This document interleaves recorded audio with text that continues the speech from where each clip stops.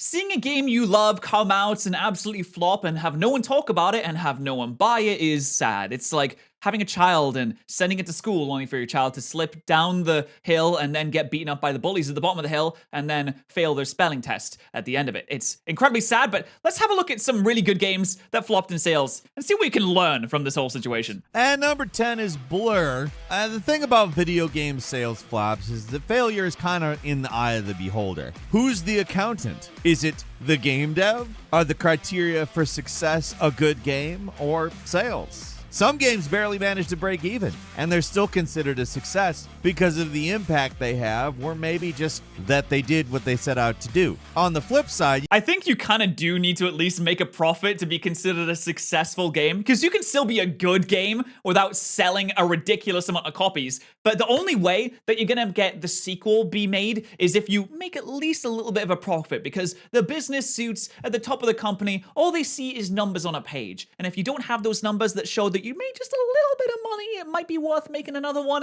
then your series is probably going to die, which is really unfortunate. You can get games like this one, where the game manages to sell 500,000 units, but is considered a commercial failure. Blur was a game with a lot going for it. It was made by Bizarre Creations, the guys behind the awesome Project Gotham racing games. It was a fresh take on the racing genre, with its focus on arcade action and vehicular combat.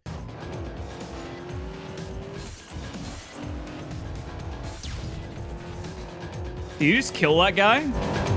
And most importantly, it was extremely fun to play. It's a great game, but in Activision's eyes, it failed to capture an audience, and despite pretty good sales overall, was considered a flop. I think when it comes to racing games, it's very, very hard to break through in the racing genre, because the racing video game genre is so niche and so specialized. Have you seen those gaming chairs? Where you have the gaming chair and you got the 6 consoles, 7 monitors, wheel, you got the accelerator, brake, you got the clutch below you. When you make racing games, this is the person that you have to appease. The person that has a setup like this, like 6 monitors, a full steering wheel, we got front wheel drive, we got a radio in our gaming setup, the chair is reclinable. There's some pretty serious gamers that are enjoying these driving games, and if you're not appeasing these people, there are some casual driving game fans, but they're not super into the series. If you get this audience, then you're fine, but this audience is mainly taken up by Forza Motorsports, so some of the less serious, more arcadey games, it's a little harder for them to find a foothold. Number 7 is Pillars of Eternity 2 Deadfire. One of those games that just seems like it should do well. The first game had a huge Kickstarter and sold extremely well. Oh my god, this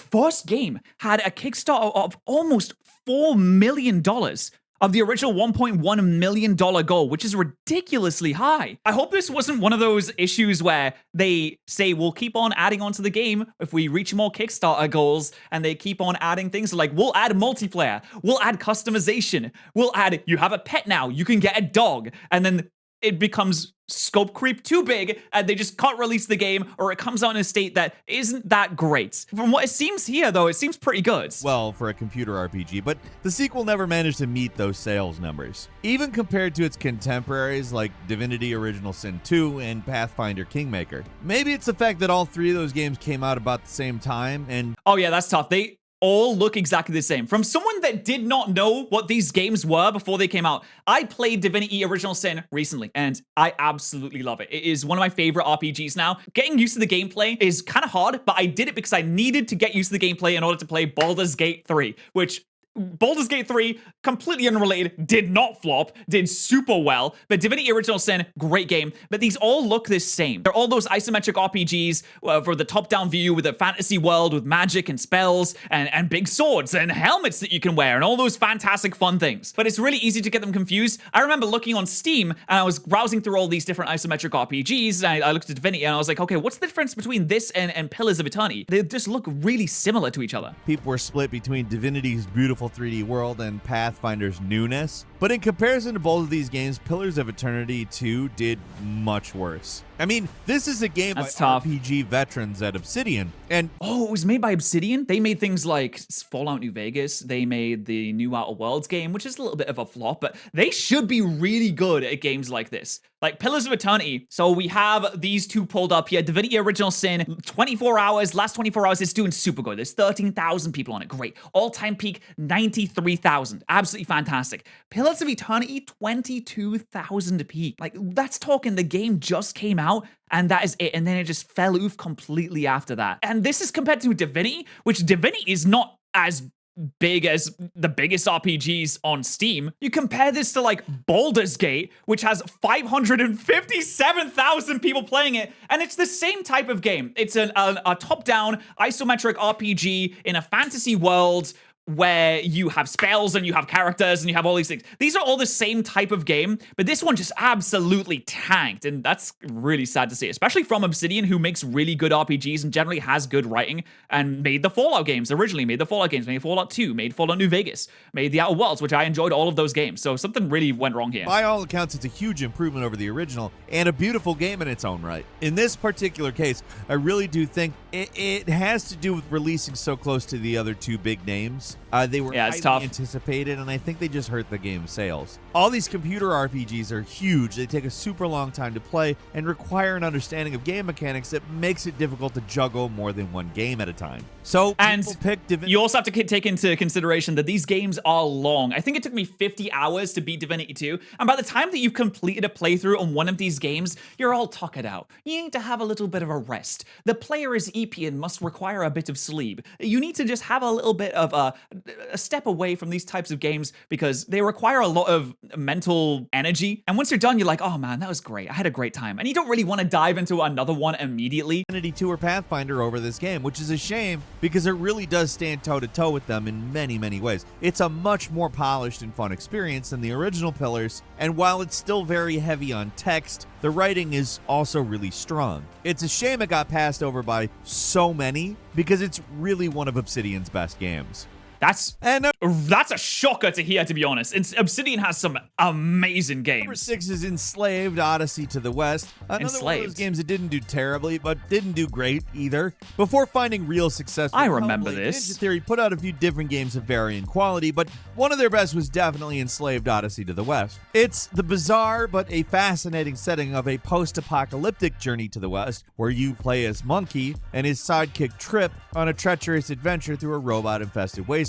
And there's some great performances from the main characters, especially from Andy Serkis as Monkey, who actually gets to play a good guy for once. Wait, the same guy that played Gollum played this character. Wow, what a difference. Oh, wait, Okay, that's decent. but Namco just made that up because in February What? next year, they amended the number down to 460,000 copies, which is Why would you lie? What do you gain from lying? Do you just want to not be embarrassed? To be fair, if you could do something like hide YouTube views and come on and be like, this new video of mine, it got 100,000 views. I'm feeling pretty good. And then YouTube comes along and say, Daniel, this video actually has 30,000 views. And you'd be like, oh no.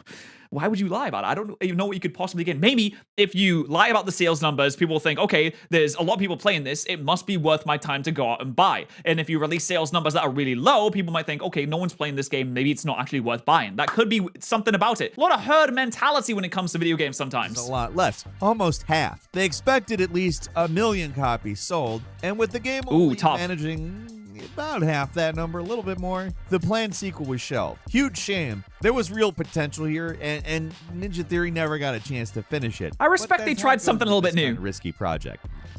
And number 5 is Gravity Rush 2, one of the PlayStation 4's best exclusive, almost completely ignored outside of Japan. Anime. Starting to see a pattern emerge here. If you're a niche game series that has a surprisingly strong debut, There's nice hair expect physics. all interest to disappear with the sequel. The original Gravity Rush was a modest success on PS Vita. What is going against on? all Wow. reason, the developers at Japan Studio decided to go totally nuts with the sequel. In the end, they made one of the most interesting and unique open-world action games of all time. It's set in a Really? strange world where everybody just lives on floating cities, I guess. The real draw is the gravity powers, where instead of flying, you can shift to change your own personal gravity. Okay, that looks really sick, but I will say it's not a traditional type of combat system. It's not a traditional power system where you shoot lightning or flames or fire. So people look at this and they're like, My brain cannot process what is going on in front of me. I don't understand how gravity cannot work the way that gravity did. Sir Isaac Newton assured me that this would never happen. It does not function in my brain, and that might have put a lot of people off. It allows you to walk on walls, fall upwards through the air, and generally get around the world in a way that's completely different from. Oh my god, he looks like this. She's doing a Sonic homing attack. What makes it a standout is look at that. That's so awesome. Polished game with this really strange central mechanic that is really interesting. I've never seen anything like this before. Numbers. We can only estimate how well the game did with things like in-game achievements and assorted physical sales in certain regions, but it doesn't. That's so cool. Picture when a game's online component is shut down less than a year after release, it's not a good sign. Wait, less than a year? I think he misspoke. I think he meant less than 2 years because it was 18 months after, which is still like very quickly shut down. And it does look like the kind of game that would like appeal to, I don't know, maybe a more Eastern audience, I guess, because it just has, I don't know, it kind of has like Genshin art style. Of the game's popularity. And that's exactly what happened here with Gravity Rush 2. As one of PlayStation's most unique franchises. This does look cool though. Do better, but player interest just wasn't there for whatever reason. What a wacky way of fighting someone. This is so strange. You know what it reminds me of? This is going to be a very, very, very far-flung reference, and no one's going to get what I'm talking about. It reminds me of the power system in Stormlight Archive, which is called lashing, where you can lash your things towards certain objects in certain directions, so you just fall in certain directions, like gravity has been reversed. And it's a really cool idea, but it's very hard to visualize. And this kind of looks like I'm visualizing it in this way. So they did a really good job with the battle system on this. Sunset Overdrive, anything that you should be learning from the last 2 points, it's that unique movement-based open world action games kind of have to have Spider-Man in the title or they're not going to do well. Sunset Overdrive makes you feel like you could be playing Spider-Man for the PlayStation 4 right now. By the tried and true developers at Insomniac during their brief tenure making exclusives for Microsoft instead of Sony, Sunset Overdrive is an open world shooting game with a twist. Instead of running around on foot like a loser, you can grind and bounce everywhere. It's not just a mode of transportation. You're a little bit of Sonic going on here. It's closely tied in with the combat, and when everything's rolling, it's one of the most entertaining open world games out there. This is kind of like a hidden gem. This has got a cult following, hasn't it? Because it was one of the first games that came out on Xbox One, I believe. And it came out and no one seemed to talk about it after it came out. But I feel like this is the kind of game that has like an active subreddit. Ooh, okay, I was wrong. There is one person online and 5K members. But you know what? I'm usually wrong, so. Okay. And it's kind of surprised it never managed to really get an audience. It didn't do terribly. It did manage to sell about 320,000 units worldwide, but for a big Microsoft exclusive on their new console, that's pretty weak. No, that is insanely weak. They just released their new console and they market this as one of their big releases on one of the first releases, one of the only games that you can buy on their brand new console, and it sells 320,000. That is so weak. I'm gonna chalk this one up to another aspect. It just didn't look unique at the time. It is. Like, this is a unique and it had Marvel humor. Few games play like. But there were so many other things that just felt like the same thing. You mean a quirky open world game with an interesting movement mechanic? Never heard of that. Its identity is also not super unique from the outside. People look very similar to each other. They look like Fortnite characters. They actually look like Saints Row characters, to correct myself. Cool, but there was a lot of really colorful stuff at the time. In terms of presentation, there's just very little that separates it from a very crowded space in 2018. But this game, it stands head and shoulders above its contemporaries. It's arguable that it doesn't really have contemporaries. It's a pretty unique game. It reminds me a little bit of Crackdown, actually. There was a very, very long period in Xbox's history where they were just really colorful open world games where you could jump really high and you had a ton of movement options and you just go around beating up whatever creatures were in your city. And number 3 is Vampire the Masquerade Bloodlines. The immersive sim. This is a sad one. Cursed. They're always going to be critical darlings and they're never going to be sales hits. Once in a while you get a big name like Dishonored that breaks into the mainstream, but most of the time you get Vampire the Masquerade, a game that's a cult classic. You hear about it all the time, but the sales numbers are never good. During its initial release, the game only sold about 80,000 copies, which isn't great for a major release like this, especially one published by Activision, made by Troika, the guys who worked on the original Fallout games and made another all-time great that also flopped in sales called Arcanum. Vampire is definitely more flawed than a lot of the other games on this list, but still one of the all-time greats. This is the definition of cult following. I mean, it's a vampire game. Of course it's got a cult following. 82,000 sales is crazy. But I hear so many people talking about Masquerade Bloodlines. They say it's got like this really fantastic writing that has so many options, so many gameplay options available to you. You can do this and that, but it is the buggiest mess in the world. I love Eastern European jank games. They come up with such interesting ideas. They are so creative, but they can't release a game that doesn't have 7 billion bugs. But they are making a sequel to this, which is good news. It might never be released though, because it's been in development for, I think, over 10 years at this point, and it's in development hell, which means it's getting passed around different developers. We haven't seen hide nor hair of it in about 5 years, 8 years. In fact, I don't think anything has ever been shown from it, so it might never get released. It was Dead Island. Dead Island was in development for like 12 years or something, like a really, really long period of time. It got passed around all these different studios, and it came out, and people were like, oh yeah, it's fine. It's like good. Usually when games come out like Duke Nukem Forever or Aliens Colonial Marines after so much development time and being passed around and no one having any cohesion, it's an absolute pile of muck and sadness. But Dead Island 2 came out and it was like, oh yeah, this is Dead Island game. It's like you hit zombies with a lead pipe. It's kind of fun, right?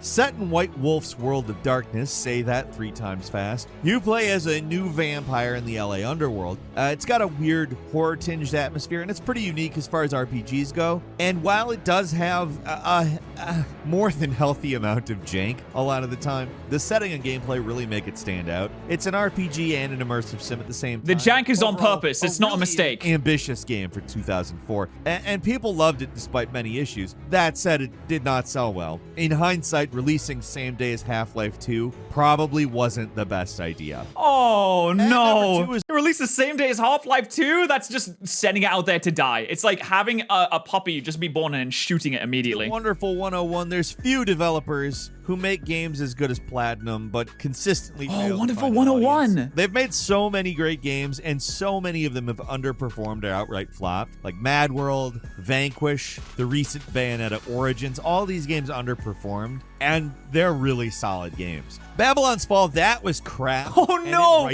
Babylon's Fall is the funniest thing I've ever seen in my life. Babylon's Fall was supposed to be this huge MMO that came out, had 1,000 peak players. Oh god, this is so sad. An average of 62 in like the month after it came out.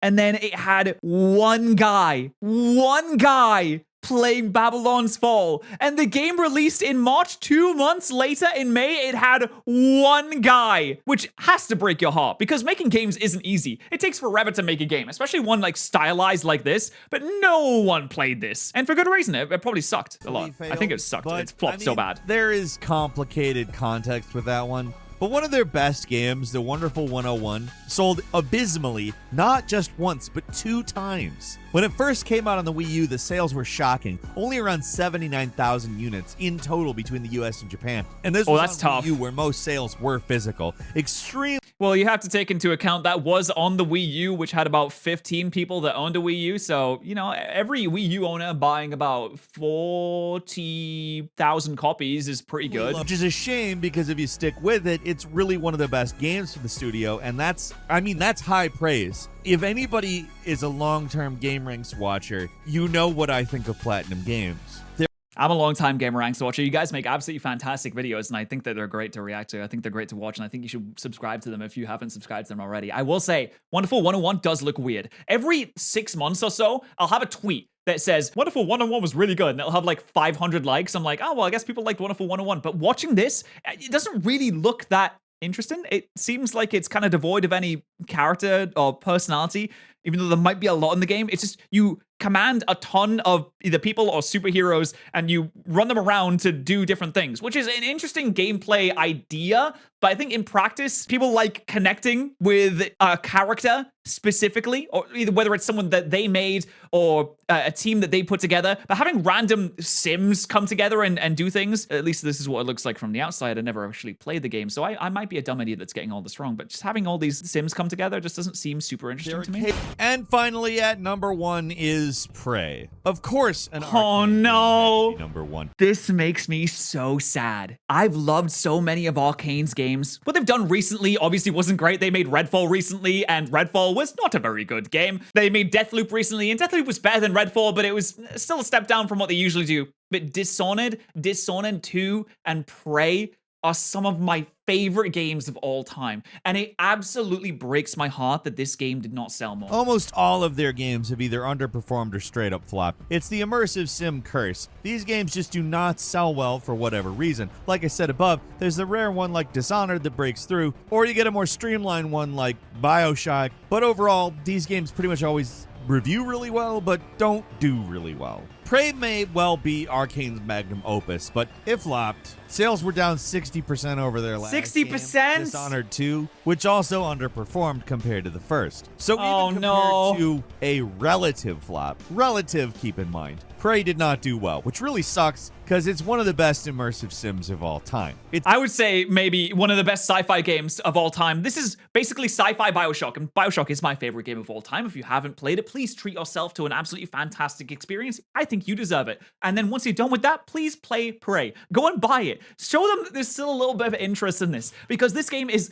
utterly fantastic. There are so many different ways to approach every different area of the game. It's all freeform. You can approach things as you want. You can change your character as you want. It has a crazy story behind it. Everything is really well designed. The environmental storytelling is spectacular. I really need people to play this, because this is, again, one of my favorite sci-fi games of all time, and it makes me so sad that we're never going to see a sequel to this, because the idea of it, the design, the story, everything just deserves to be expanded on more, but it just didn't sell. And I wish that I could just put in a cheat code for real life and make the money go up like you can in GTA, but unfortunately that doesn't work, because I would love to see a sequel to this. Maybe if I ever win the lottery, I could fund one by myself. If I get my billions on the lottery, I'll make another Prey and I'll just play it. And then if you guys want to play it as well because you thought that the first game was good after I recommended it to you, then you absolutely should as well. Prey is the saddest situation in gaming history, in my opinion. But if you want to see the rest of this video and you enjoyed it, then please go over to Gameranx and subscribe to them. They have a wonderful, wonderful channel full of video game stuff.